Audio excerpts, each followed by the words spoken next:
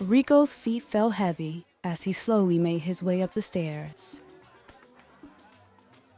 His mind was foggy with confusion as his thoughts moved from Twin's betrayal to Javier's.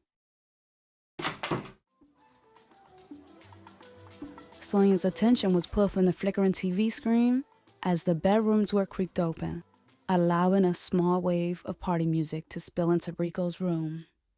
Even in the dimness, she could see the sadness in his eyes. "Are you all right?" she asked as he climbed into bed. Yeah. Rico laid his head on her lap. Then Sonia began to stroke the side of his neck. Javier just told me he found Twin's killer. You serious? Sonia's hand froze mid-stroke. Yeah, Javier took care of it though, so no more worrying.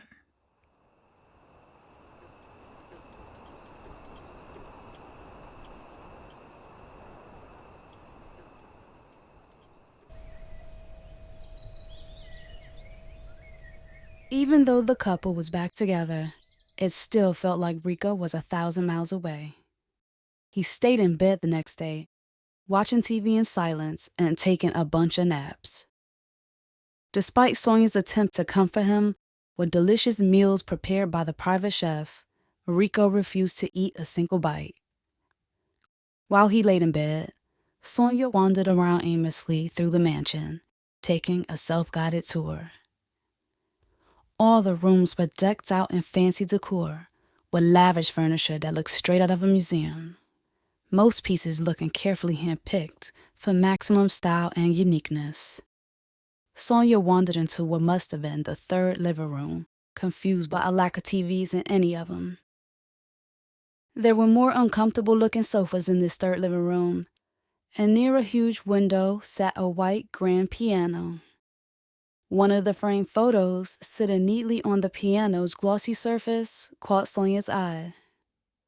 She picked it up, staring closely at a woman with thick, dark hair pinned neatly up into a pretty updo. She wore a big, poofy lavender chiffon dress that definitely looked like something from the 70s or 80s. Sonia swiftly sat the photo back onto the piano as she heard footsteps approaching behind her. She turned around to see a man striding over to her. He reminded her of a beautiful older version of Rico and Twin, with his perfectly trimmed mustache and dressed in a casual yet high-quality looking linen suit. "Sonny, how was your flight?" The man asked in a thick Colombian accent. It was nice. He must have noticed her confusion, because his warm smile softened as he said, "Sorry. I've heard so much about you. It feels like I already know you. I'm Rico's uncle, Oscar. Nice to meet you." He took her hand, shaking it firmly. Nice to meet you too, Sonia smiled. Is this Rico's mother? She asked, gesturing toward the photo. "Yes, that's my big sister Beatrice." Is she here? "No, she lives out in the countryside." I hope I get to meet her. Rico talked about her so much. "That's probably not going to happen this trip," he announced, pulling a cigar from his shirt pocket. "How do you like Colombia?" It's been nice so far, but I haven't really been anywhere. We came straight here from the airport. "Well, you have all week to see the city." Oscar touched her arm lightly, motioning for her to walk with him. After a short stroll down the hall, Oscar stopped in front of a closed door. As he pulled out his keys, he turned to her with a smile and said, "This is my office." Inside, mahogany shelved walls and a big, ornately carved desk seemed to gleam as soft light spilled through a tall picture window. Oscar walked over to a bar cart beside his desk, then pulled out 2 whiskey glasses. "Dark or light?" He asked. Light. Rico told me not to offer you any alcohol. He smirked with a hint of mischief in his eyes as he gave her a small pour. Why did you then? She laughed, then quickly sipped a drink like she was afraid he would change his mind and take it back. Because you are your own woman, and you said yes. So? He shrugged, sipping his cognac. As they finished their drinks, Oscar's cell phone rang. He spoke on the phone for a couple of seconds, then hung up, informing Sonia that she'd get a chance to meet Rico's mother after all. As soon as Sonia and Oscar approached the gate, Beatrice's hostility was loud and clear. Even after the gate slid open, she refused to enter the driveway. She just stood there, holding a massive box with an angry look on her face. Oscar took the box from his sister, then said, B, look who came down to visit. Beatrice's eyes moved over Sonia suspiciously. Then Sonia smiled nervously and said, Hi, Miss Alvarez. I'm Sonia, Rico's girlfriend. She looked Sonia up and down. Then a small smile crept into her face. Sonny. Nice to meet you. Sonia smiled as Oscar made his way back to the house. We can go inside too. I can go get Rico. No, I just wanted to return some things that Rico left at my house. Oh. Well, would you be interested in going out to dinner with me and Rico sometime? Beatrice's gaze lingered on Sonia. Then, instead of answering, she asked, You live down here now? No, just visiting. Beatrice smiled again. Rico told me that you're close to my niece, Evangelina. Yeah, she's one of my best friends. I spoke to my sister a few months ago, back when her son died. She told me that you were there for Evangelina. I'm happy she has you. She said in a sincere tone. Then out of nowhere, her voice flipped, going all sharp and serious. You should stay away from this place and stay away from Rico. Go back to New York. If it wasn't for the concerned look in Beatrice's eyes, Sonia would have been offended. Why do you say that? I kicked Rico out of my house because I found his little satanic altar. He's involved with Santeria, and he and my brother are involved in drugs. That's how they can afford this. Her eyes darted toward the house. You do know that, right? Sonia swallowed hard and shook her head. Beatrice smiled knowingly. Sonny, Rico told me how smart you are, how you're on your way to college, and that you're a good church girl.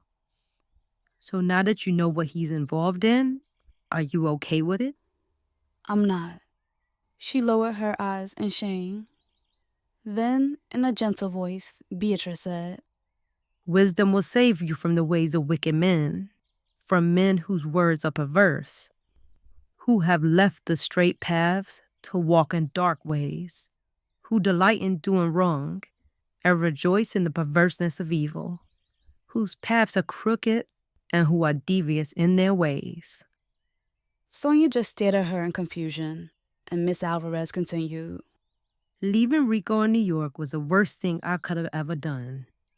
It's like that place made his soul rotten. I haven't seen him in over 10 years, and now that he's back, it's because he's been deported for drugs. Then I let him into my house, and he's practicing witchcraft. She shook her head. The sound of the mansion door opening disrupted them. They looked over at Oscar as he made his way back down toward the gate. Sonny, it was nice to finally meet you, but I'm gonna go now. The next day, Sonia was surprised to wake up in bed alone. She stepped into the bathroom and kicked aside a pile of soggy towels on the marble floor. The mirror was fogged, and as she was getting ready to wipe it clear, her ghostly reflection almost made her jump. Out of instinct and habit, she glanced around the empty bedroom for shadows, then closed the bathroom door. After showering and getting dressed, she followed the scent of fresh coffee and delicious breakfast down to the kitchen. Rico was sitting in the breakfast nook, eating some bacon and cheese eggs as he spoke on the phone. Sonia sat across from him, listening as he talked business. He was keeping the conversation vague, but from what Sonia pieced together, he was setting up some sort of meeting later at the house where he could discuss the cost of shipping. After Rico quickly ended his call, Sonia smiled and said, "I'm happy to see you feeling better." I am. He reached across the table, taking her hand. And sorry I've been in such a crazy mood. "I understand." But don't get mad. I'm going to be taking care of some business today, so we won't be able to spend that much time together. "Are you for real?" Here's some really important people that I've been trying to work with for months, and they finally got time to talk to me today. I'll make it up to you tonight, He grinned. but until then, there's plenty of stuff for you to do around the house. Go bowling in the basement, watch a movie in the theater, or go swimming in the indoor or outdoor pool. Just give me a few hours.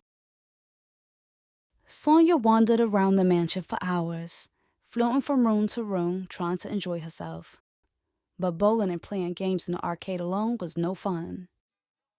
She went into the theater room, but after sitting through half of a movie, she left feeling restless. As the afternoon drags on, Sonia found herself drawn to the French doors of Rico's bedroom.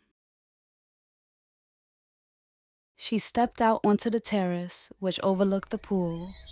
Its shimmering turquoise water seemed to glow in the golden sunlight.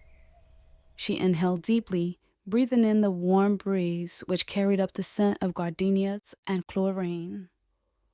She quickly changed into her swimsuit, then went downstairs to take a dip in the pool. Sonia held her breath, sinking to the bottom as her micro braids floated above her like a dark halo. She gazed up through the water at the perfect blue sky as reflections of sunlight bounced along the water's surface. Chlorinated water stung her eyes as she looked up.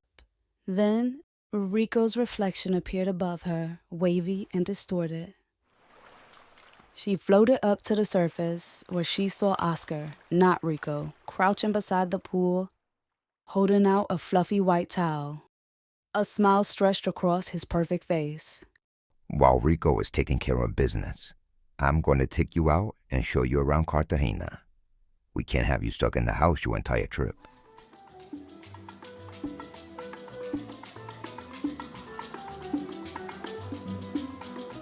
Sonia's damp micro braids blew in the wind as Oscar's convertible roared through the narrow streets of Cartagena.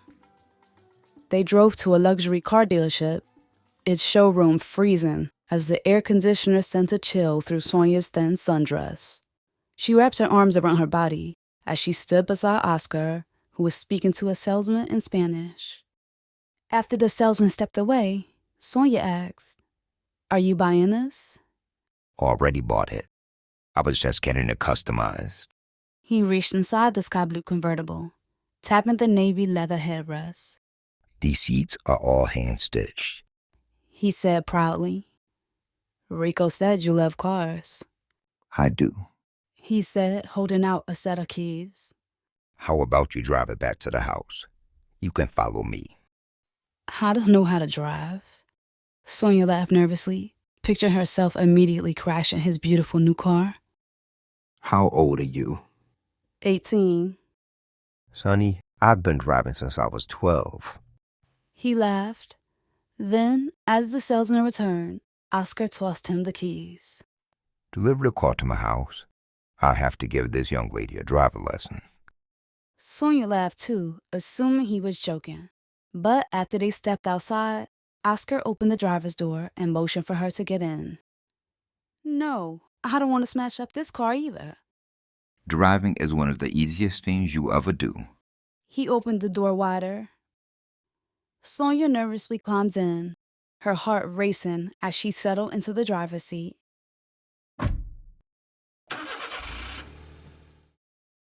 Oscar gave her the basics, instructing her to adjust the seat and mirrors. Then, with trembling hands, She shifted the car into drive, then pulled out the parking lot.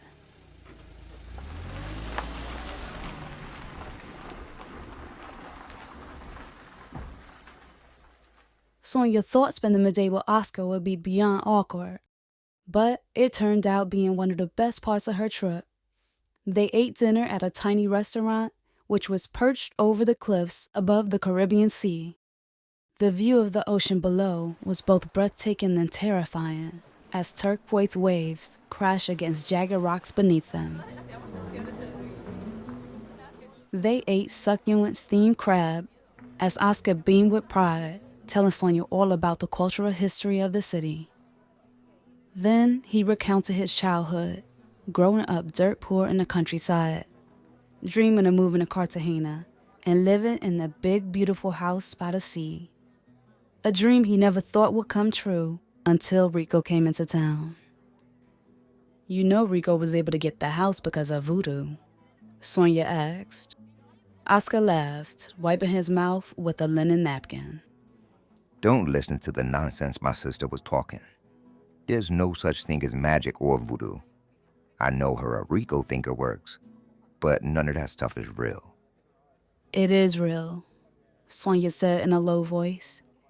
Oscar looked at her intense expression. Then he said in a comforting tone, Rico is a hard worker, and he's good at making connections. There's something about him that people just are drawn to, and he's able to make things happen. None of our success has anything to do with spirits or Santeria. Sonia sighed weakly, her shoulders slumping as she gazed out at the fading sunset. Then, even though she knew he'd look at her like she was crazy, she told him all about the shadow people, the girl in the car, the nightmares, and then the monster that was sitting on her chest a few nights ago. What did this thing look like? Big, scary, with wings.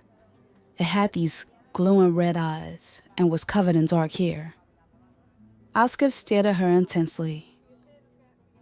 I've had that happen to me plenty of times. It's called sleep paralysis. It's a real thing? He nodded. It is. I went to the doctor because I thought I was losing my mind, and he told me it was common in people experiencing stress. Sonia shook her head. They don't know what they're talking about. They probably just take a guess because they don't know what the actual cause is. But I know why it happens. Sonia's voice trailed off. Then she whispered, saying, It's some sort of demon. Oscar looked at her with sympathy. So demons are attacking millions of people in their sleep. Why? Sonia shrugged. I don't know why it's going after you and everybody else, but I know why it's bothering me. I started going to Rico's Bruja back in New York, then all this stuff started happening. Now I'm down here with Rico. Sonia cut herself off like she had made a revelation. It's probably Rico. I'm around him now and all this new stuff is happening. It's probably whatever he's doing down here with these witches. Or his altar is somewhere in the house. His mother was telling me he brought one into her place and she kicked him out. Then Sonia asked, When did you start having the sleep paralysis? A few months ago. Around the time Rico came back? Oscar gave her a hesitant nod. And you think it's all just a coincidence? He nodded again, then took a sip of his drink.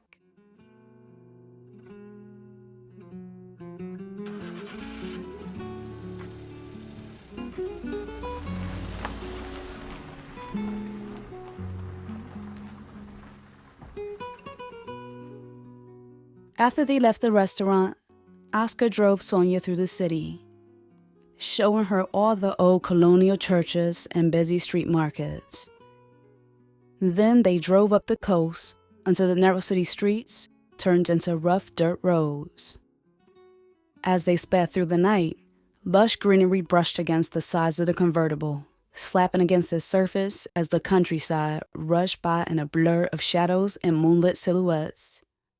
Oscar's focused eyes remained on the road ahead, as his strong hands gripped the steering wheel, driving them further into darkness. Sonia gripped the edge of her seat as the car hugged the tight, winding roads. She had no idea where they were going, and the further away from the city he drove, the more on edge she became. When Oscar finally pulled up to the familiar-looking pink house, she suddenly felt at ease.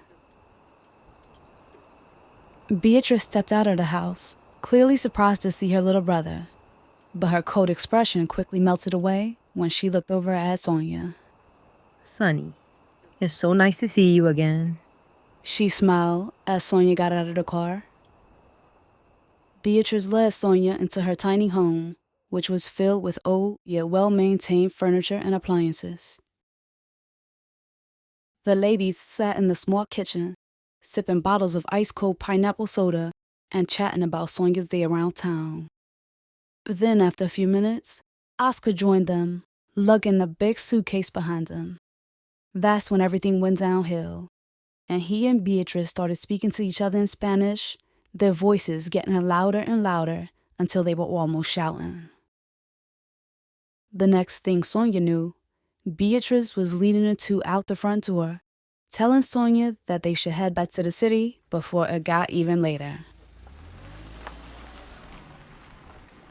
Darkness swallowed up the car as they drove through the pitch-black countryside. Sonia reclined to her seat and stared up at the stars in the velvety black sky. "So you grew up all the way out here?" Sonia asked. Yes, that house used to belong to my parents. "It's so peaceful." Oscar chuckled. More boring than peaceful. Growing up, all I wanted to do was get out of here. "Did you ever want to move to America like your sisters?" No. For me, it was always Cartagena. You know, Beatrice practically raised me. She was 16 years older than me. I was only 8 when Rico was born. And when she had him, I looked at him more like a baby brother than a nephew. "You're 28? I thought you were older." How old did you think I was? "I don't know. Older." I'm going to forgive you for thinking I'm an old man. He laughed. "At least I thought you were a cool acting old man." Sonia laughed too. Back at your sister's house, what were y'all arguing about? Rico's witchcraft? Or the drugs? He glanced over at her, then back at the road. Rico told you we're involved in drugs? No. He said something about being agents and making connections. Your sister told me about the drugs. His tense expression faded. Beatrice was just complaining like she always does, telling me that she raised me better than this, and that if our mother was alive, I would break her heart. Then she tried to blame me for being a bad influence on Rico. Sonia turned to her seat, looking over at him. "She's probably just afraid for you two. I don't understand why y'all can't just stop. Take the money that you already made and do something else." Like what? "I don't know. Start a business. Invest it." What do I know about a business or investing? "What about spending less? I mean, how many cars do you need?" The point. Oscar chuckled, his wide smile illuminated by the moonlight. "Do you actually think Rico was trying to move back to New York?" Sonia asked. Yes, but I guess you don't think so. He said, glancing over at Sonia as she shook her head. Rico's working on going back to the U.S., and he'll be home before you know it. Oscar said as he finally turned onto a paved street. Beatrice thinks New York ruined Rico, but you're from the same city and you turned out fine. You're so sweet and polite. Yes, please, thank you. He said in a babyish voice, mocking her. She rolled her eyes but couldn't help but laugh. So what's the difference between you and Rico? "I don't know." I think it's the parenting. Rico didn't have parents. Beatrice wasn't there to raise her own child. My other sister Claudia used to call us, complaining about having to work 2 jobs just to make it in that city. So if she's working all day and night, who's home with the kids? Nobody. They raised themselves. Beatrice left Rico there, thinking he'd have a better life. But she was just throwing him to the wolves. And Sonny, I'm not trying to say that Rico's bad. He said firmly, like he wanted to be clear. He's smart, works hard, and he's strong. But sometimes he can just be, a certain way. The boy likes to test his limits. I know exactly what you mean. She replied softly.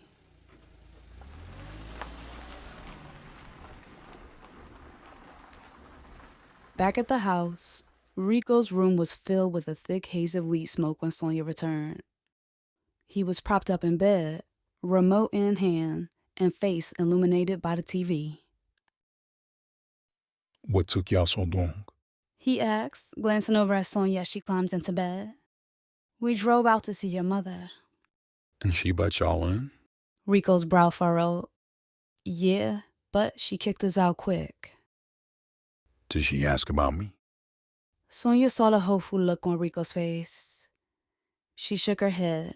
Then, with a faint hint of disappointment, Rico returned his gaze to the TV. Chapter 2. The night Sonia returned back to the Bronx, Gloria was lying in bed when she called Sonia into her room to talk. The theme song to Antiques Roadshow was blaring on the TV when Sonia stepped in. How was your trip? Gloria asked as Sonia sat on the edge of her bed. It was so nice. Everything was beautiful. How was Rico? Good, Sonia replied with a small smile, surprised that Gloria had even mentioned his name. I'm glad that you had fun. And what are you going to do now that you're back? Sonia looked at Gloria confused. You need to start doing something constructive with your time. Think about what you want to do with your life. She stressed each word.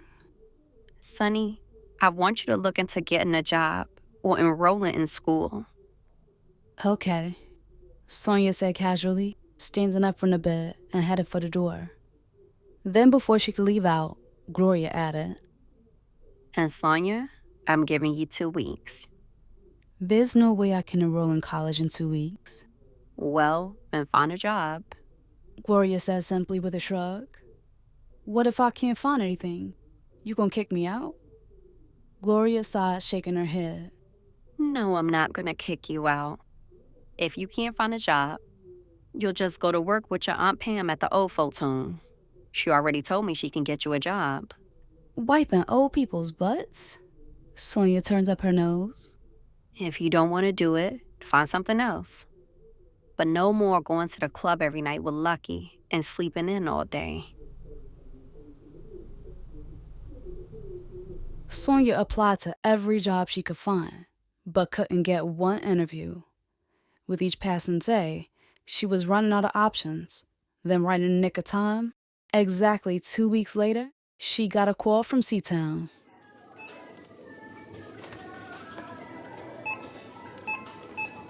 Now, ringing up groceries wasn't the career path she had pictured for herself, but it was better than emptying bedpans. The day Sonia quit her job at C-Town, she had only been working there for 2 weeks. Her shift was going just like it always did, boring and moving by way too slowly. As she scanned groceries, an old man in line asked, Working hard or hardly working? Sonia forced a smile, scanning his canned tuna and Raisin Bran. Then, as she read off his total, out the corner of her eye, she saw Kim. Sonia hadn't seen her since they graduated. Now Kim was standing in her line with the same smirk she had when Sonia spotted her walking down the hall, holding hands with Donovan. Sonia handed the man his receipt, then turned to Kim with a big fake smile. Hey, Sonny. Kim said, in an over-the-top, friendly tone. So you're still here in the neighborhood? Yup, Sonia smiled, swiping the groceries. Well, I'm just here for the weekend, visiting my parents. I'm over in Jersey, at Princeton. She added that part quickly. Then, still smiling smugly, she ran her eyes over Sonia's cheap polyester smock and asked, What school did you choose? I'm taking a semester off, trying to save money for tuition. Sonia lied. I feel you. Tuition is no joke. Thank God I got a full ride, or I'd be in the same situation. She handed Sonia some cash. Sonia shrugged and said, It's all good though. I'll have enough money saved up real soon. Well, good luck, Sonny. And it was real nice seeing you. Kim smiled before walking off.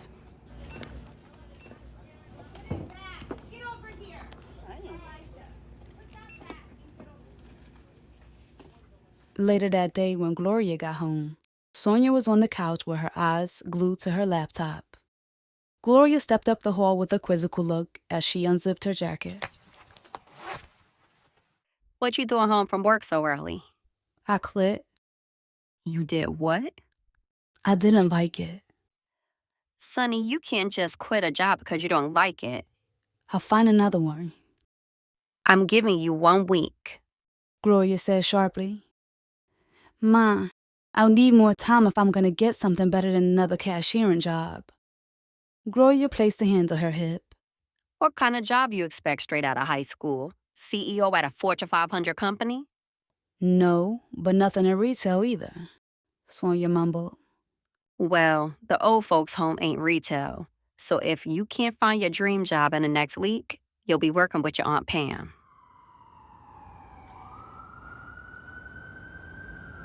For the next week, Sonia ran around the city searching for a job. But she got no callbacks or interviews, and things were looking bleak. She begged Rico to just let her go down and stay with him, but he wouldn't budge. Just as Sonia was giving up on finding the job and mentally preparing herself to empty bedpans, Anna came through.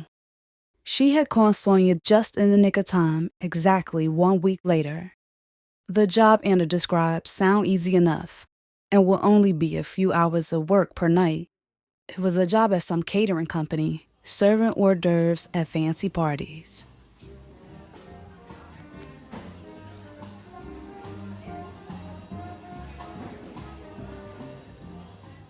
The first and last event that Sonia worked was a glamorous gala held at the prestigious St. Regis Hotel.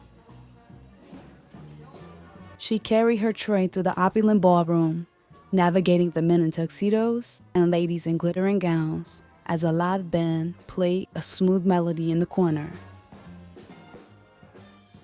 As Sonia glided through the ballroom, weaving through the partygoers, she spotted a familiar face, Javier's uncle, the politician engaged in conversation with a group of important-looking men. As Sonia walked by the politician, her cell phone began to ring in her back pocket.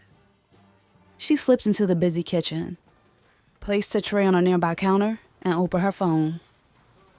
What's all that noise? You at a club again? Rico asked, pissed. No, does it sound like I'm at the club? She lifted her phone into the air so he could hear the commotion of the kitchen and the jazz band playing off in the distance. I'm working with my cousin, serving food at a gala. When'd you get this job? Today, she said, eating some hors d'oeuvres from her tray. I still can't believe your mother is forcing you to work. I wouldn't have to work if you just let me stay down there with you like you promised me. The whole reason I'm not in school is because you told me I would be staying down there with you. So I didn't even bother about applying for fall semester. I know. And back then, I thought that you could come and stay. But believe me, you staying up there is for the best. Sonia sighed and said, Look, I gotta get back to work. I'll call you when I get off. She hung up, but before she could slip her phone back into her pocket, it began to vibrate again. Sunny, Lucky yelled. guess who having a baby? Sonia almost choked on a cream puff. What? Yup, I took the test today. Sonia smiled wide, hearing the excitement in Lucky's voice. I'm so happy for you. I can't believe it. Girl, me either. Sonia's new manager, Arnold, A red-headed white man who took his job way too seriously was stumping over toward her. Sonia quickly rushed Lucky off the phone, promising to call her back. Then she hopped up, grabbing her tray as Arnold asked. Why are you back here? We have guests who need to be served. Sorry, my ankle was hurting. I needed to take a break. Well, walk slowly if you have to, but no breaks, he said, following Sonia back into the ballroom. Sonia headed back toward the guests as he called after her. And new girl, if I catch you consuming any more food, I'm docking your pay. Sonia sighed as she walked slowly across the ballroom with an imaginary limp. Once she reached the middle of the crowd, she started walking normally again. But then she took one wrong step and took a spill.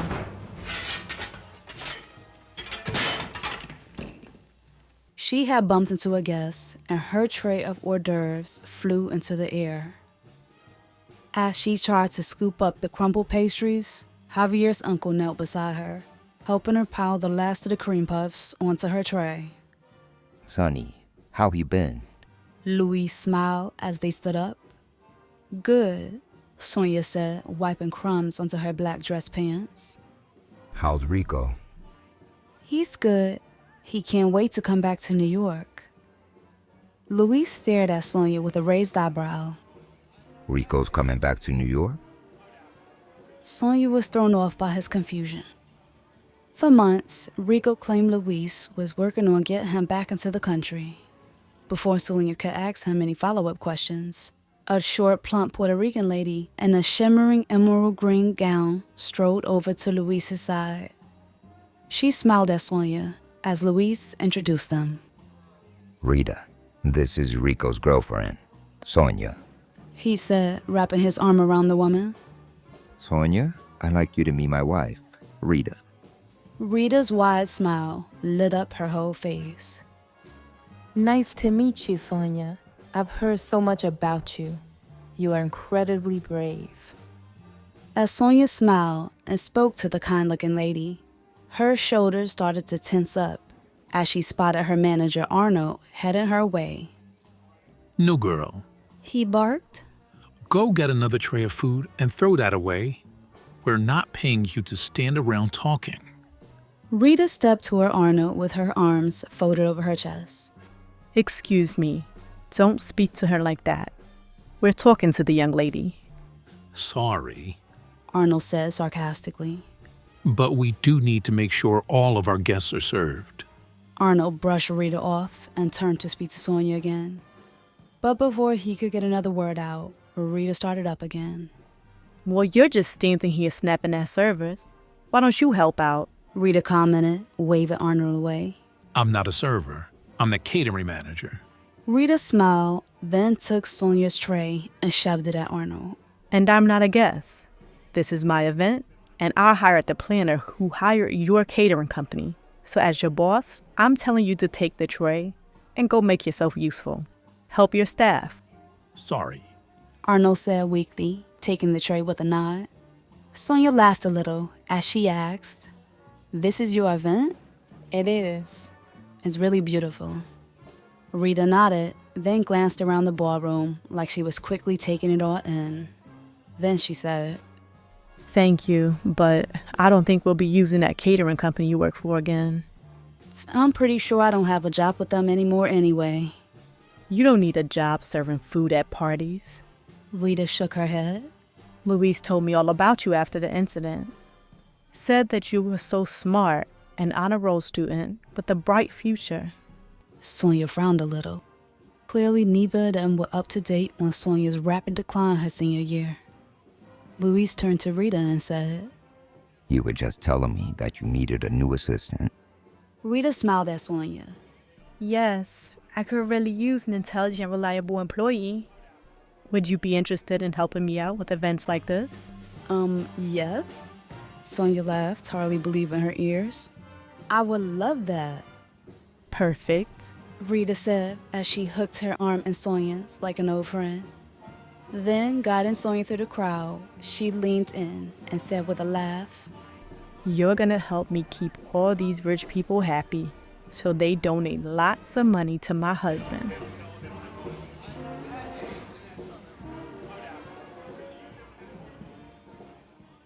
Later that night, Lucky opened the door, shocked to see Sonia. I thought you had to work. Girl, I'm done with that. Sonia smiled, stepping into the kitchen. Lucky laughed and asked, Didn't you just start today? Yeah, but I ran into Javier's uncle, that politician, and his wife hired me to be her assistant. I start Monday. Sonia smiled. In the living room, Comic View flickered on the screen, and the laughter of the audience echoed through the room. Sonia plopped down onto the sagging, worn-out sofa, all smiles, still beaming about her new job. Then Lucky said with a grin, I wonder if you'll be making a bunch of money like Rico and Twin did. Probably not. It's just an assistant job. Yeah, and Rico and Twin just ran errands on the books. Lucky said sarcastically. Maybe they'll have you doing the same thing, giving you something extra to take their place. Sonia sat on the sofa, the joy of her new job deflating quickly as she thought about having to do something shady. Then she shook her head, saying, I don't think they're even like that. They seem legit to me. Maybe Rico and Twin were lying about where that cash came from. It probably came from selling drugs. I don't think so. Rico and Twin made it seem like that politician was into some other stuff. Rico says a lot. Sonia rolled her eyes. He told me that Javier's uncle was helping him get back into the country. But when I mentioned it to him at the party tonight, he didn't even know what I was talking about. Or maybe he knew exactly what you was talking about, but didn't want people to know he was trying to help Rico. Lucky shrugged. Sonia changed the subject, saying, Anyway, I didn't come over to talk about my new job. I want to know about the baby. How many months you think you are? I don't know. I was just throwing up a lot lately and feeling tired, so Blue told me to take a test. I bet that's why you got sick on the way to the airport last month. I hope not. I was drinking so much. Lucky nervously rubbed her still flat belly. The look of worry eased from her face, and she looked over at Sonia with a smile. I want you to plan my baby shower. For real? Sonia asked, confused by the request. Of course. You already know you're gonna be the godmother, so you gotta throw the baby shower. Godmother? Sonia cheesed. Who else would it be? You're basically my only friend. Lucky laughed. Monday morning, the campaign headquarters was buzzing with activity when Sonia stepped inside. Phones were ringing off the hook, and people were moving around the cramped space quickly as Sonia stepped over to the receptionist. At the desk sat a girl with dark brown skin and bright red lipstick. I'm Sonia Boyd. She almost had to yell to compete with the chaos in the background. Rita's new assistant. I start today. Then the girl nodded, picking up the phone and telling Rita that Sonia had arrived. She'll be out in a minute. I'm Jasmine. I work in accounting. Jasmine saw the confused look on Sonia's face, then explained. I work reception whenever they need somebody to fill in for the regular girl. Jasmine chuckled and said, Everybody who works here has 2 or 3 extra jobs on top of their real jobs. Luis and Rita will have you doing a little bit of everything up in here. Sonia hoped her extra jobs wouldn't involve running errands like Twin and Rico did. Then before she could give Jasmine's comments a second thought, Rita was racing out to the reception area in her white dress suit, looking flustered and in a rush. Rita led Sonia around the office, giving her a quick tour. Sonia trailed behind, struggling to keep up, as Rita moved quickly, weaving in and out of people's way. She glossed over Sonia's new duties, then said over her shoulder as they stepped up a long hallway. It's campaign season, and the staff is taking up all the cubicles, so you won't really have your own desk. Rita opened the door leading to a conference room. On the table sat a laptop and a telephone. This'll be your spot until a cubicle opens up. Rita said, closing the door behind them and silencing the commotion outside. Sonia smiled, looking around the spacious room she'd have all to herself. It's not much, but the elections will be in a few months. Then, hopefully, we'll have some space for you out there. This is perfect, Sonia assured her. Sonia was kind of shocked at how easy her first few days at the office were. She picked up on the quoting process way faster than she expected. All she had to do was contact vendors with the specs for the events, then collect the quotes. She compiled them into a list, then hand them over to Rita. Easy. Sonia loved her new job so much, she actually looked forward to going to work. She couldn't believe it. Compared to her other jobs, working there was like a dream. Her workday didn't drag on like the other jobs. Everything was so fast-paced, time flew by. And when it came time for lunch, there was no clocking in and out like at the grocery store. The employees came and went as they pleased. As long as their work was done on time, no one asked them a thing. Inside the conference room, Rita stood beside Sonia's little work area. She picked up the list of quotes, then said, I'm glad you're getting the hang of things so quickly. Rita smiled. Then before she turned to leave, she said to Sonia, But if you do run into any problems or have any questions, just let me and Louise know. I do have one question. A few hotels sent over quotes, and I think I'm giving them the wrong information or something, because some of the venues cost over $20,000 a night. That sounds about right, Rita said casually.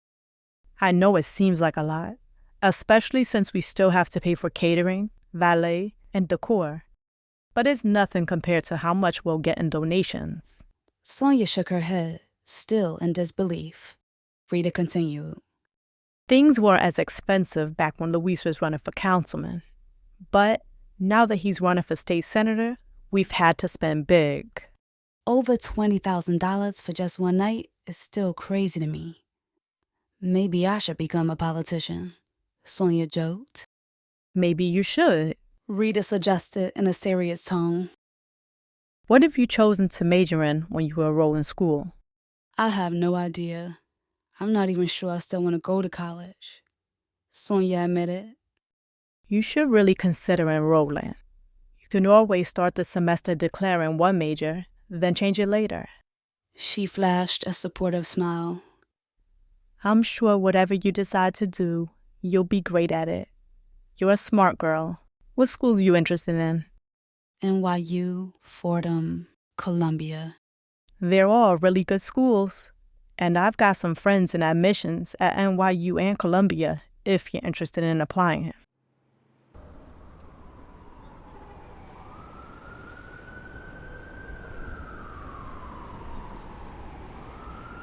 After a lot of thought, Sonia decided to apply to the illustrious Columbia University. Then, just 2 weeks later, she found herself sitting in the office of a Columbia University recruiter.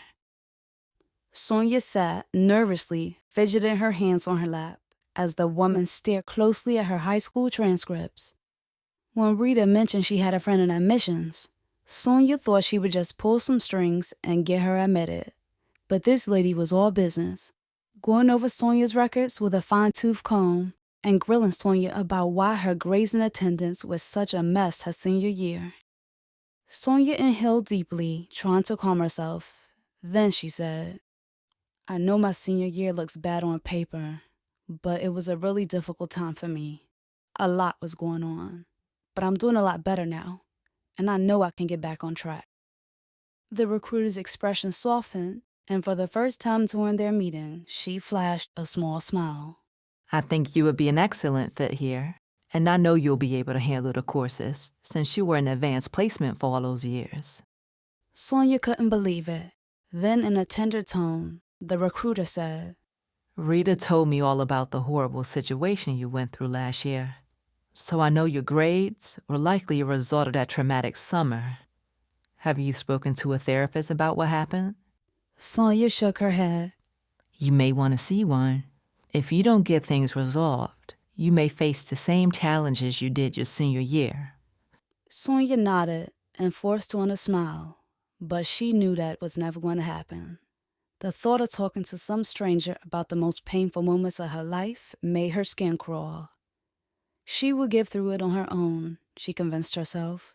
She would be fine. She got through it before, and she could do it again. But this time, she would bury those memories deep and be more focused, stronger, smarter. She had to be. But despite her new determination, a nagging doubt whispered in the back of her mind.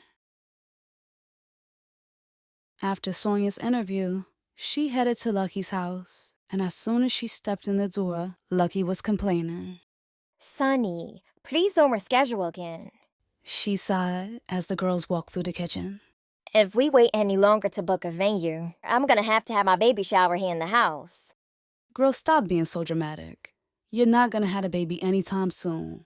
We got time. The way you keep rescheduling, we won't have a shower for months. I won't reschedule again. I finally had my interview today. How'd it go? I got in. Sonia cracked a smile. I knew you was worried for nothing. Lucky laughed. I don't know why you want to go back to school, though. Once I finally passed 12th grade, I knew there wasn't no way I was going back for 4 more years. I wasn't sure about starting up school again either. But after I thought about it, I knew if I wanted to make some real money, I had to go back to school. You don't worry about how you're gonna make money, especially after the baby gets here. I mean, Blue is taking care of you now, but what if, things don't work out and y'all break up? Or if he can't get money the way he getting it now? I got a little money stashed away. Lucky smiled. And Blue ain't going nowhere. Yaya helped me make sure of that. Sonia rolled her eyes with a weak chuckle, then changed the subject away from the brouhaha, asking, "How is Blue getting money anyway?" Working with Rico. "So he's selling drugs?" Sonia asked with a sigh. No, he's just a middleman, connecting some deals with Rico. Blue told me that this time around, he's gonna be real smart about it, not get too close to the product, to keep his hands clean. He said he wants to be here for me and the baby, and he's not gonna risk getting locked up again. He's not making as much money as he did when he was wholesaling, but I told him I'd speak to Rico about bumping up his pay. She smiled. Are you gonna keep working for Javier's aunt once you start school? If she lets me work part-time, I will. Lucky rolled her eyes. I don't see why you wanna work when you don't have to. You're about to work and go to school at the same time? She shook her head with a sigh. Sound like you're just making your life a whole lot harder than it need to be. I can handle both. Besides, I really like my job. I don't want to lose it. All right. Well, you better crack that whip on my baby shower planner before you start them classes. I don't start school until spring, so we got more than enough time to plan your precious shower. Sonia joked as Lucky handed her cell phone. Sonia stared at the screen, looking closely at a pixelated photo of a cute little white house. Blue surprised me with it yesterday. We'll be moving in 2 months. Lucky grinned. Nice. Where is it? Far Rockaway. Sonia's heart dropped a little. Why he want to move so far away? That's where he grew up. Or his people are out there. And his mother wants to be close to help me out with the baby. Besides, Queens is not that far. It's a lot farther than 2 blocks away. Sonia sighed. You're about to start school or forget all about me anyway. Get you a whole bunch of college friends. Lucky forced a laugh, trying to hide her sadness. You tell Rico that you got into Columbia yet? No. I called, but he didn't answer, as usual. Lucky noticed the sadness creeping into Sonia's voice. He'll call you back later. Probably just working. He's always busy when I call, too. Sonia rolled her eyes a little. All I know is Rico doesn't want me down there with him. I think he's got somebody else. Sometimes when I call him at night, his phone is off. And now when we speak, he's always cutting the conversation short. Sonia's voice trailed off. Then Lucky insisted in a soft, kind tone.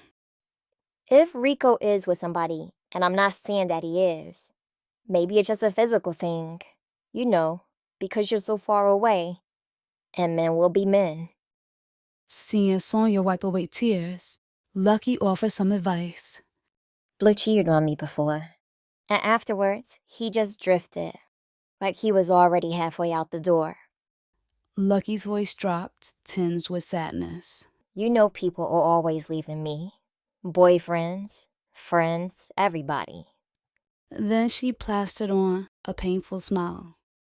Probably because I'm a little too much sometimes, and my mouth drops people away. But I can't help it. And well, me being me, I just push Blue away too, into some other girl's arms, I guess. He cheated, and yeah, I was mad, but I forgave him. But no matter what I did, it was like he just wasn't interested anymore. So I went to Yaya. That's when you did the love spell? Lucky nodded. And he hasn't left my side since. Bought me a house, and we about to start a family. She smiled. I know you don't want to, but you really should go back to Yaya. Maybe she can help you with Rico. Sonia shook her head, tempted to tell Lucky that she wasn't interested in a relationship that required manipulation to win a man's heart. But not wanting to hurt Lucky's feelings, Sonia just said, "Man, I'm still having nightmares from going to that lady a year ago. I'm not trying to conjure up something new." Call on Jesus. Lucky laughed in a baritone voice, imitating the cab driver. Sonia didn't laugh, though. She had been thinking about it, but something in her, some type of anger she was holding on to, was keeping her from even trying it. Then Lucky continued. Anyway, I'm sure you don't need any love spells from Yaya. Rico loves you. He's not down here with anybody else. Sonia smiled weakly, hoping that was the case. Chapter 3. After 2 agonizing months of separation, Rico was finally allowing Sonia to fly to Colombia again. It would only be her second time visiting him, but little did either of them know it would be her last. Suspicion had gnawed at Sonia each time her late-night calls to Rico went unanswered.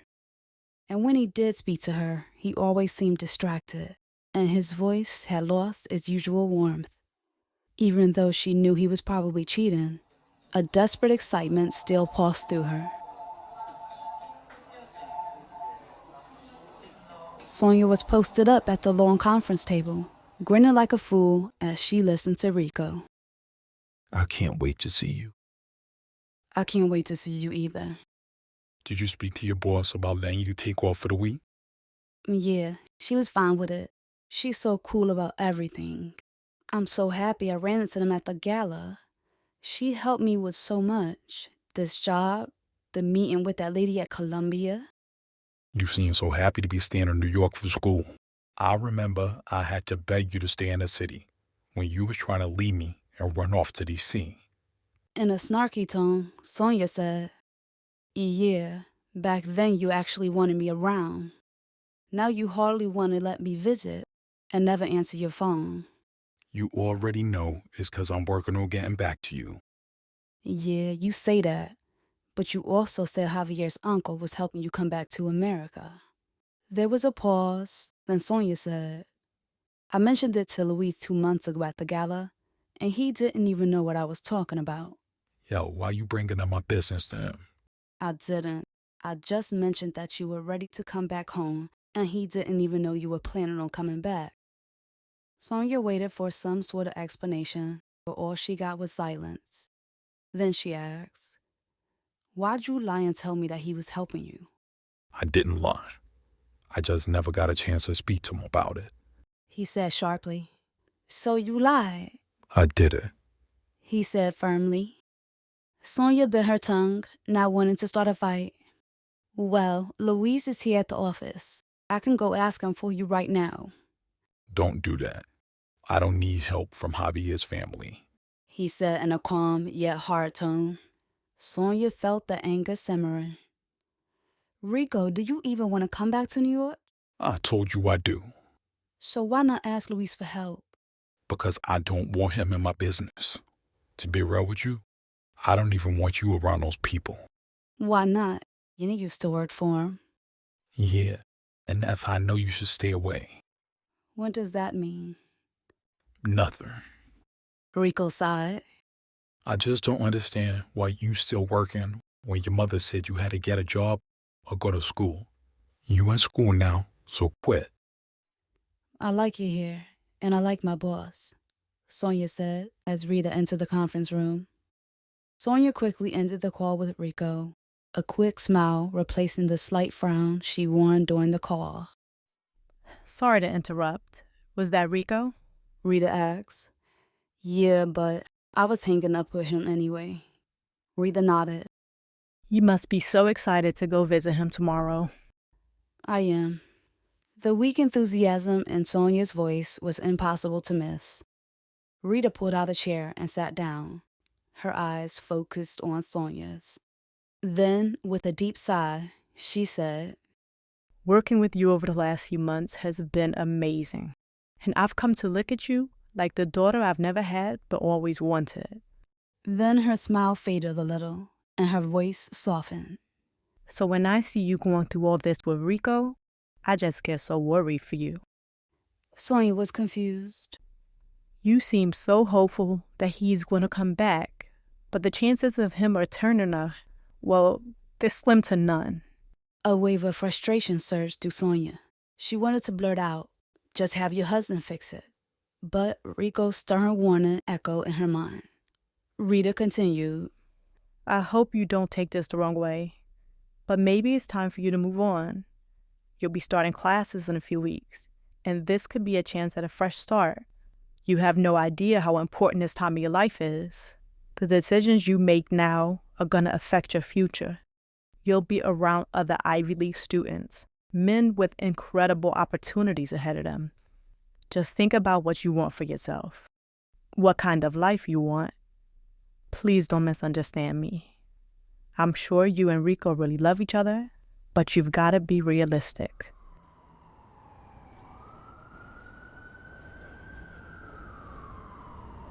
An hour later, Sonia walked down the street, balancing lunch orders and trying to push thoughts of Rita's words from her mind.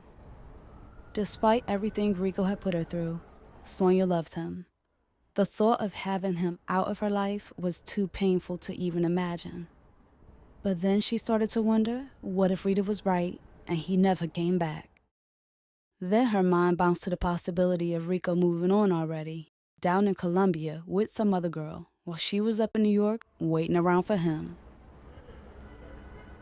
As Sonia walked down the busy sidewalk, a familiar face in the crowd caught her eye.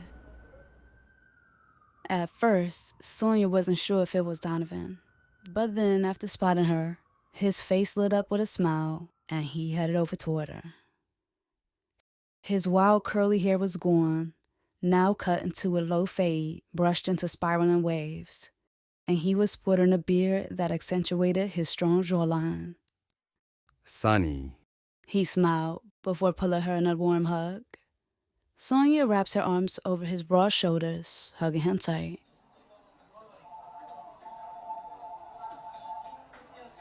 After they stepped into the campaign headquarters, he had a seat in the waiting area while Sonia ran off delivering lunch orders to Louise and Rita. When Sonia returned, she sat with Donovan on the cramped little waiting area sofa, his familiar closeness stirring up a mix of emotions. So you work here? Donovan asked, glancing around the bustling office.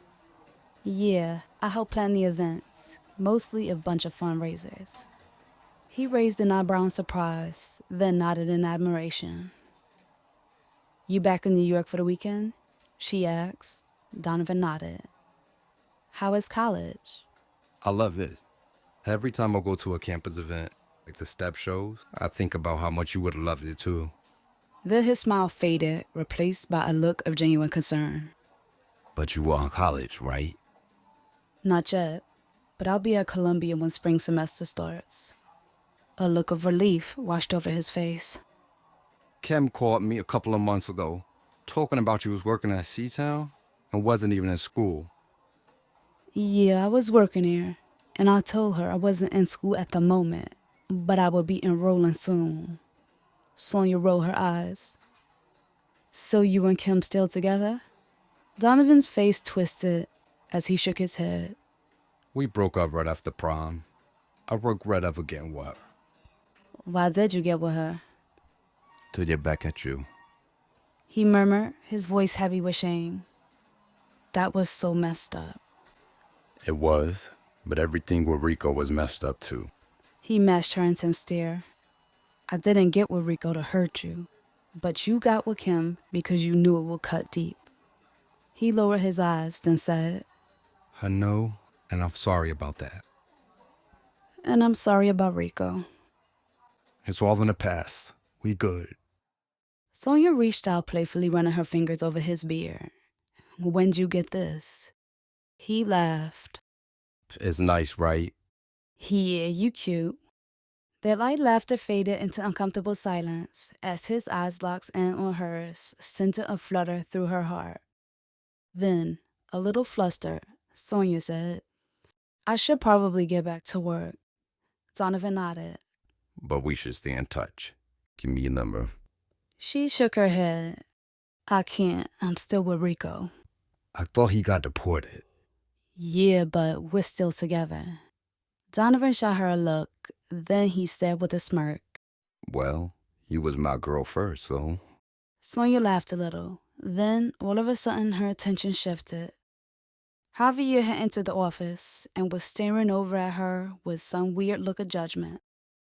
Donovan followed her stare, looking over at Javier. That's your boss or something? No, that's my boss's nephew, and he's a snitch. So, I should get back to work. Sonia smiled nervously. All right, I don't want to get you in trouble. He stood. And if you don't feel comfortable giving me your number, you can at least add me on a Facebook. The what? It's like MySpace, but for college students.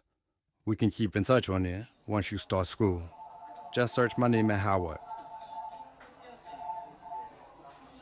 When Sonia stepped into Luis's office a few minutes later, Javier was sitting at his uncle's desk, focused on the computer screen. What you saw out there with Donovan is not what you think. Who was Donovan? She had forgotten that Javier wasn't around for all the high school drama. He's my ex. Javier gave a confirming nod, like he had somehow suspected that. Then he refocused his attention to the computer screen. We just ran into each other and he came inside to talk. Javier didn't say anything, just glanced over at her, and Sonia continued, I'm telling you this in case you want to run and call Rico. Why would it matter if I called him? You said you're going to get actually just talking. Because telling him that would just make him upset over nothing. Well, I wasn't going to say nothing to him before, but now I'm thinking maybe I should. You'll only be putting ideas in his head when there's nothing going on. Javier sighed a little, like he was already tired of the conversation. Look, if you ain't got nothing to hide, just tell Rico yourself when we fly down tomorrow. Like I said, there's nothing to tell. Alright, well either you tell him or I will. Javier said, staring her down. The next day, Sonia sat beside Javier on the flight to Cartagena, stomach in knots. And it wasn't just because Javier was threatening to snitch. Something else was hanging over her. A heaviness she felt pressing down on her chest. A sense that something was wrong. Something she couldn't put her finger on.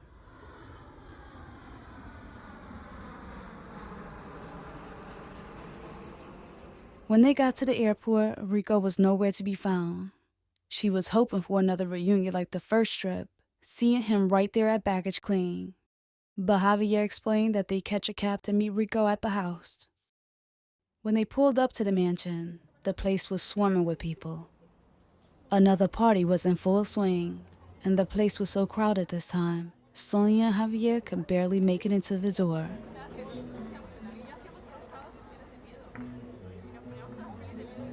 Sonia dragged her luggage behind her as she wandered around the house searching for Rico.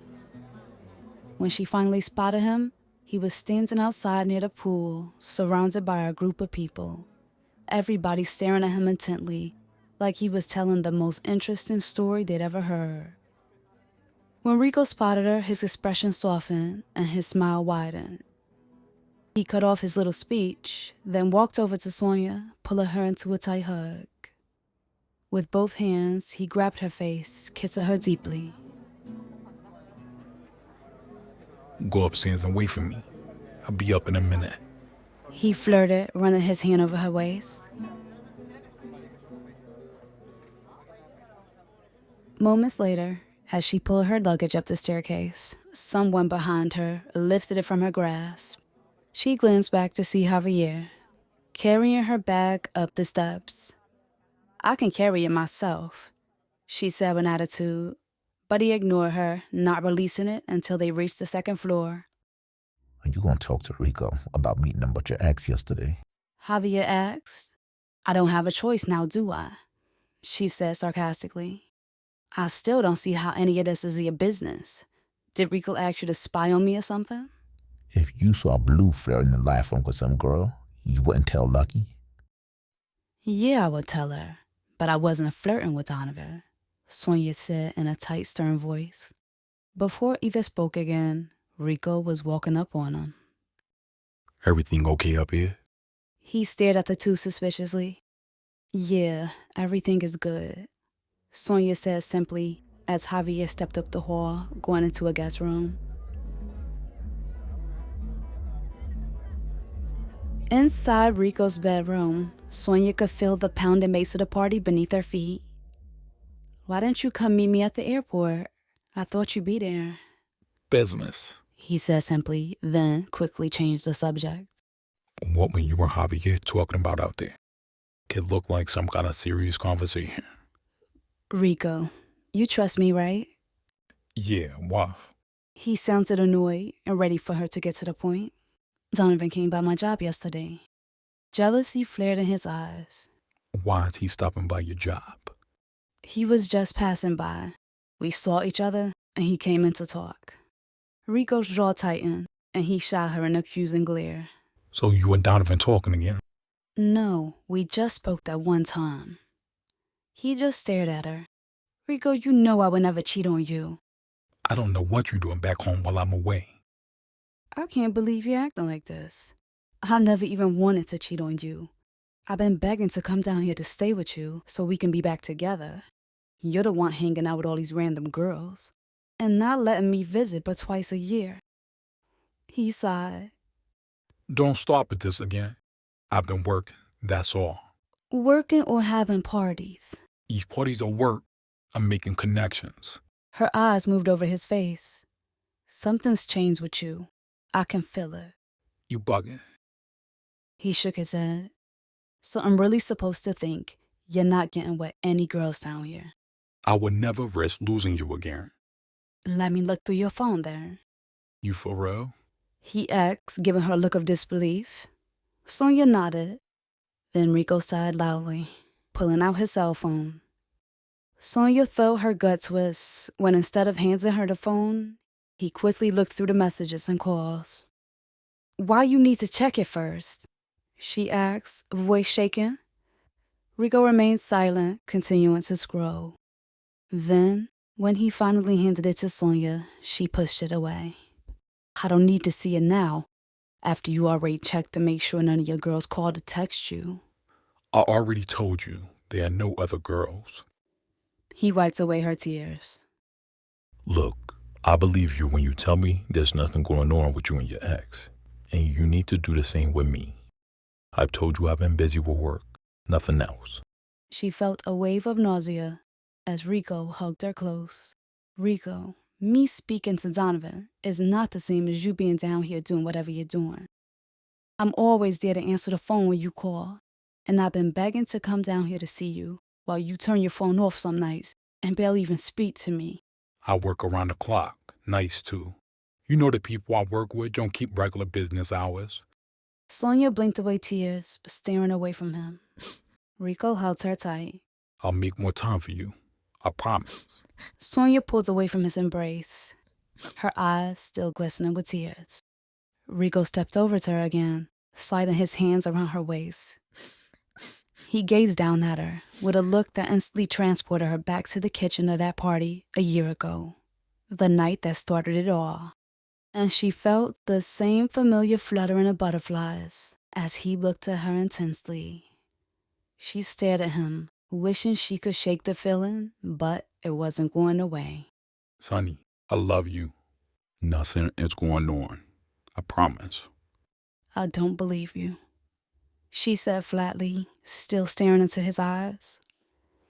He sighed loudly, then released her, his earlier tenderness evaporating. Yo, what you want from me? I'm trying to make money to get back to you, and all you can do is complain. This ain't all fun and games for me. Working all day and night and being away from everybody I know. They were silent as the pulsing music and laughter from downstairs filtered into the room. You know what? If all you want to do is start a fight, I'm going to go back to the party. Come down if you want, he said, heading for the door. I think I should go home. Rico shrugged. Then, before he stepped out, he mumbled, Whatever. For 2 months, she tortured herself by playing the worst-case scenarios in her head. Rico with other girls, their legs wrapped around her man's waist. Him kissing them with the same wild passion she thought was only for her. Him telling them that he loved them and showering them with all the attention that was once reserved for her. But that pain was nothing compared to this. This feeling that she didn't even matter to him anymore. Thoughts of him cheating stung, but this new coldness felt like a knife to the gut.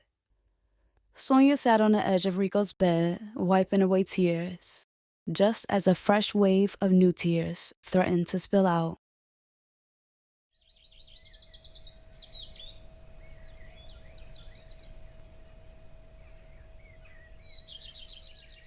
Anger was still simmering in her when she woke up the next morning and stared over at Rico, who was snoring loudly. She had fallen asleep after staying up until 4 a.m. waiting for Rico to return. Even in his sleep, Rico looked stubborn and self-centered. Sonia left out of the bedroom, slamming the door behind her, hoping to startle him from his sleep. Down in the kitchen, she was perched on a stool at the island, her fork twirling through perfectly scrambled eggs, the taste of fresh chives and creamy cheese exploding on her tongue. Sonia devoured her breakfast. She hadn't eaten since her flight the day before and was so hungry she felt weak. The chef washed her down the first plate of food so fast, he offered her another, and she happily obliged. Sonia was finishing her second smoked salmon omelet when a warm hand settled on her shoulder. She turned to see Oscar, flashing a kind smile. Sonny, I didn't see you at the party last night. I didn't go. She shook her head, then wiped her mouth with a linen napkin. Rico was so excited to introduce you to everyone. He had been telling everybody all day that you would be at the party. He did. You're more well-known around here than me. The smile eased from his lips as he noticed Sonia's sad expression. She had dropped her fork and was now wiping away tears. Sonny, what's wrong? Rico is cheating on me. I know it. I've never seen Rico with any girls. All he ever does is work. Sonia rolled her eyes with a sigh. Rico asked me to move down here when he first got deported. Then he switched up and hardly even wants me to visit. Oscar's eyes softened. Then he said in a sincere tone, Sonny, all I know is Rico is very protective of you. He feels like it's his job to keep you safe. And that may mean keeping you out of Cartagena for now. Rico said he was safe down here. He gave her a half shrug. It can be. I'm not trying to scare you. But our line of work has its risks. I'm sure you know that. She nodded. Sonia quietly walked down the hallway, her footsteps softened by the plush Persian rug. The silverware on the tray jingled softly as she moved through Rico's bedroom. Then she placed the tray on a nightstand and gently caressed his jawline until his eyes opened slowly. "I brought you some breakfast," she spoke softly. He reached up, placing his hand onto the back of her neck, pulling her down into a soft kiss. "Sorry about last night," she said, staring into his eyes. "Your uncle told me how much stress you've been under lately." So much is going wrong. He shook his head. "You can talk to me about that stuff. You don't have to keep it to yourself." Rico held her tight. You don't know how much I appreciate you. After they released from their hug, Rico said, Sonny, I swear, it's only you and me. She wanted it to be true, so at that very moment, she decided to believe him. As far as she was concerned, it was just the two of them. And as soon as Rico was back in New York, their fairy tale would continue. Sonia and Rico spent the day exploring the city. They went to the beach, then out to lunch, where they ate luxuriously rich lobster thermidor. Then, the next few days were spent in the comfort of Rico's bed, wrapped in each other's arms, bodies intertwined all day long. Their short time together seemed to fly by way too fast, and before she knew it, her trip was already over. The day of her flight, she felt that familiar, deep ache of loneliness, even though she was still in his presence. With her head resting on Rico's chest, Sonia hugged him tight, not wanting to ever leave his side. I'm going to miss you. Rico said, staring down at her. But I'm getting closer to coming back to New York, all right? She gave him a nod before sitting up and looking him in the eyes, saying, I know you got work and everything, but let me stay here for one more week, she begged. He saw it, shaking his head, but Sonia continued, I can ask my boss for another week off, and I promise I can stay out of the way. Rico, please. Sonny, I'm sorry, but some business deals fell through with a really important client. I won't even be in the city. I gotta go all the way out to the countryside, basically the jungle, to meet up with some people and make things right and get their business back. If you stayed, you'd only be staying in the house by yourself. Rico brushed away her tears. Remember when you told me not to keep stuff to myself and let you know what's going on with me? She nodded. Well, the people I'm doing business with down here are no joke, and I need to handle a couple of things with them. Make things right so they don't come after me or none of my people down here. You in danger? I'll be all right. Some of their product went missing on the way to New York because somebody I set them up with for transport screwed me and stole half the package. Now the people back in New York saying they won't pay for the entire shipment. I had to pay out of my own pocket to make things right, but I can't afford to do that again this time around. I need to be sure that what I send is what they receive. I need somebody I can trust.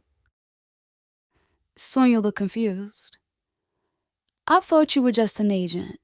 You got people transporting too? Sometimes.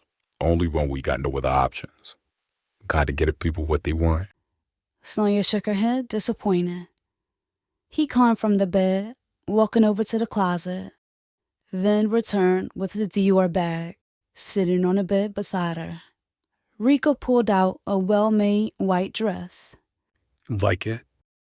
Yeah, she said with a sad smile. Rico leaned down and kissed her softly. I love you more than I loved anybody in my entire life. I'll be back in New York before you know it. We'll get married, and everything is going to be perfect. He placed the dress onto her lap. Try on your new dress for me, he said, starting to pull off her shirt. Sonia obliged with a sigh, sliding the dress on and kicking her shorts off. She ran her hands over the thick textured cotton and rows of ruffles around her waist and hips. You look perfect. His eyes moved all over her body like he was inspecting it. Yeah, this is perfect. He pulled her tight against him, then pushed her hair aside so he could kiss her neck softly. Do you love me? She nodded. Tell me. He commanded, sucking her neck. I love you. I love you too. He pulled away to stare into her eyes. Would you do anything for me? With a puzzled frown, she nodded, yeah. Baby, you gotta help me out. She shot him another look of confusion. When you fly out to New York today, I need you to take something back for me. What? She asked, watching as he walked over to her safe. I need you to carry a couple keys of coke. At first, Sonia thought she had misheard him. He had said it so casually. She just knew he wasn't asking her to carry cocaine. But there he was, pulling plastic-wrapped white bricks from the safe. Rico, you can't be serious. I am. No, she said, arms crossed over her chest, as Rico rushed back over to her. Please, honey. I don't have a lot of people who I can trust with this. I need you. You went to jail because of drugs, and now you want me to go to jail too? Ain't nobody going to jail. You'll be fine. He pulled out a roll of duct tape from his closet. Rico, I'm not doing this. Look, I ain't got no other options right now, and I got some real important people counting on me. Sonia's head throbbed with anger as she said, I'm not doing this. Honey, I've given you so much, and I never asked you for nothing. But you can't help me. I never asked you for any of that stuff. Is this why you finally invited me back down here? So I could be a drug mule? She asked like a light just went off, and she was realizing everything all at once. You know that's not the case. I wanted to see you. You're the one who said you wanted to be there for me. Help me get through all the stuff I've been dealing with down here. I meant if you needed somebody to talk to, not carry drugs for you. I can't believe you're not willing to help me out. After everything I've been through because of you, getting arrested, being deported. Rico's voice was rising. How was any of that my fault? Rico breathed deeply, collecting his thoughts, just as Javier stepped into the bedroom, scowling as he said, I told you this wouldn't work. Sonia looked from Javier to Rico, then at her suitcase sitting beside the bed. She grabs her luggage, then pushed past Javier, racing up the hall. But before she could make it to the staircase, Rico caught her arm. His voice had lost its harshness and was back to his normal sweet tone. Honey, I swear I would never let anything happen to you. I paid off this lady in TSA, and she's going to make sure you make it through no problem. Javier is going to go with you and make sure everything is okay. Sonia looked into his eyes like she was searching for something. Then her voice shook as she said, I really thought you loved me. I feel so stupid. Don't say that. You know I love you. You don't, she said, tears falling from her eyes. I always thought you'd be the one to protect me, not throw me into danger. Rico's lips were moving, but his words were drowned out by the thudding of Sonia's broken heart pounding in her ears. She wasn't strong enough to resist his firm pull as he moved her away from the staircase and back up the hall to his bedroom. Inside the room, Rico and Javier were beginning to argue. Javier telling Rico that this was all stupid and that Sonia was way too nervous to do it, saying he was sure they'd get stopped by security, but Rico wasn't hearing it. Rico stubbornly dismissed him, then mumbled something about how Javier owed him and that they had to go through with it.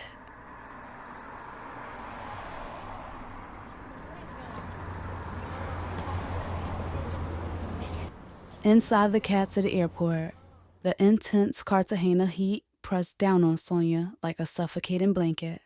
She inhaled deeply, but still felt the intense choking in her throat, like no breath was deep enough.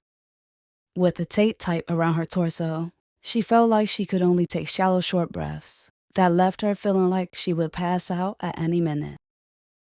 Through teary eyes, she stared out the window at the chaotic streets as the cab moved quickly toward the airport, Every bump in the road and sudden swerve sent a jolt of fear through her, a constant reminder of the contraband hidden beneath her dress, a ticking time bomb threatening to detonate her life.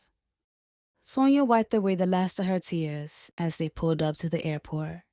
Then Javier said in a stern, harsh tone, Yo, you need to calm down.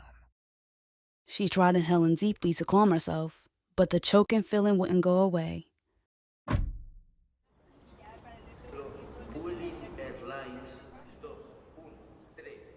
She followed Javier to the security check line, choking back tears.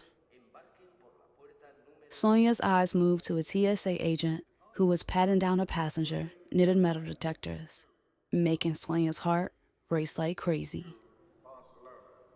Javier's eyes moved down to Sonia's hands, shaking, making her boarding pass rattle in her grip. If ever there was a person who looked guilty of smuggling drugs, Sonia was it. He grabs her shaking hand, holding it tight until she was still. Calm down. He said through clenched teeth. She struggled to breathe deeply again, but when she saw the TSA agent staring right at her, she began to shake. Sonia glanced all around the area, looking to see this mysterious lady Rico promised would usher her right on through. But all she saw were stern-faced men, and one of them was now walking toward her. At that moment, Sonia thought about all the decisions she made to bring her to that point. All of it starting with Rico, that fateful night at the party. Nothing but pain and darkness seems to follow her ever since. She wished she would have run away from Rico instead of straight into his arms. Now every wrong turn seemed highlighted as she replayed all her poor decisions. Each time she saw the right way to go, then did the complete opposite. That small voice inside of her tugging at her and begging her to make the right decisions. She had followed Rico down the broad road leading straight toward destruction. The TSA agent made his way around the metal detectors, stepping over to Sonia swiftly. As her heart pounded in her ears, she heard a voice inside of her, a voice that wasn't her own, and it was telling her to pray. The thought seemed so ridiculous at first. How was that going to help her right now? And it had been so long since she prayed. Will God even hear her? For almost a year, the name Yeshua had been on the edge of her lips. The name that the cab driver pleaded with Sonia to call on, but anger and stubbornness had held her back. Now, with the anger in her heart all burned out, Sonia finally called out to God. Not only calling his name, but fiercely praying and begging for God to hear her. She called on him, Yeshua, my Lord and Savior, Jesus Christ. I'm so sorry for going astray. Please help me. Please walk with me. Protect me. Then, with a trembling heart, she thanked him for his forgiveness and accepted whatever that was to come. Whatever it was that was in his will, she was ready for it. Then, finally, a weird peace washed over her, and most of that fear was lifted up off her chest. The TSA agent stood before Sonia, his eyes scanning her expression closely. The next thing Sonia knew, something was lifting up inside of her. Chunks of vomit flew out of her mouth, splattering onto the linoleum floor. Javier and the TSA agent jumped back as she doubled over, throwing up. She all right? The agent asked as Javier placed a hand onto her back. Yeah, she just afraid of flying. The TSA agent stepped away for a second, then returned with a small wastebasket. Here, aim for this if you think there's more. Sonia turned around, leaving the line, and heading to a nearby restroom. As she wiped her mouth with a stiff brown paper towel, she felt that strange sense of peace washing over her again, but this time, much stronger. The fear and anxiety that had consumed her was replaced by a calm serenity. like her soul had purged some sort of darkness that had been growing inside her for so long. Back in the security checkpoint line, Sonia stepped through with no problem, and this time, instead of the agent shooting her a death stare, he was now looking at her with genuine concern, asking if she was okay. Sonia couldn't believe it. She knew it had to be some kind of miracle. She was silent the entire flight, floating above the clouds, mentally exhausted as the residual anxiety slowly faded away. She thought about how she had almost thrown away her life. She had been seconds away from losing her future, her freedom, and breaking her mother's heart, all for somebody she knew didn't care about her. Passengers proceed to gate number D. After the plane touched down in New York, Sonia made her way out the airport as fast as she could, losing Javier in the crowded terminal and leaving behind her luggage at baggage claim. She had almost made it to the cab, escaping Javier, but he grabbed the door before she could get away. What you doing? We need to make a stop. I got rid of it back in Colombia, and now I'm going home, she said simply, yanking the door away from him and slamming it shut. With a trembling hand, Sonia smashed down the door's lock, and the cab pulled off. Tears filled her eyes as the cab drove away from the airport. The driver asked where she was going, but Sonia was sobbing too hard to call off her address. You okay? The driver asked, glancing back into the rearview. Yeah, she said, clearing her throat long enough to give him her address. The driver reached back, handed Sonia a Kleenex, and after she finally wiped her eyes, she noticed the wooden cross necklace dangling from the rearview mirror. It was the same one she stared at on her birthday last year, as she sat in the back of the cab with Lucky and Anna discussing Jesus and demons. Sonia felt like her heart was about to jump out of her chest as she said all excited with a wide grin, "You're the warlock." The man glanced in the rearview, confused. Then, after a second, his memory was jogged. You're the girl with the ghost. I've been thinking about you. Been praying for you. He spoke quickly, with just as much excitement. I'm so happy to see you doing okay. Then, glancing at her teary eyes, he asked, Are you okay? "I am now," she nodded. So those shadow ghosts aren't still bothering you? "Yeah, they are," she replied to his surprise. "But I got a feeling that's all over with now." Did you ever turn to Jesus and ask for his protection? I finally did, today. My life was literally on the line before I boarded the plane. And he heard me. Sonia said it like she couldn't believe it. The man nodded with a smile. And now that you returned to him, you gotta continue to walk with him. Not just when you need a quick rescue. She nodded. I know. Remember, God doesn't leave us. When we feel far away from God, it's because we walk away from him. We shut the door and keep him out. Don't let go of Jesus.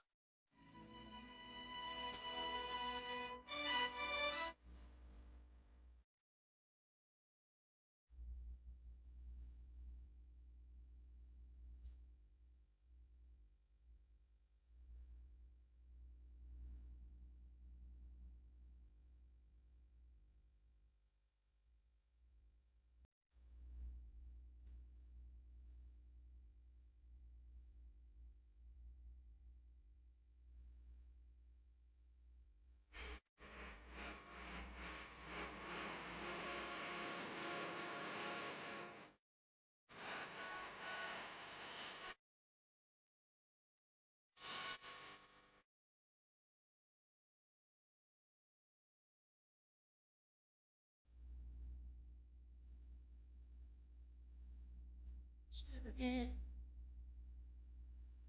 Say it again.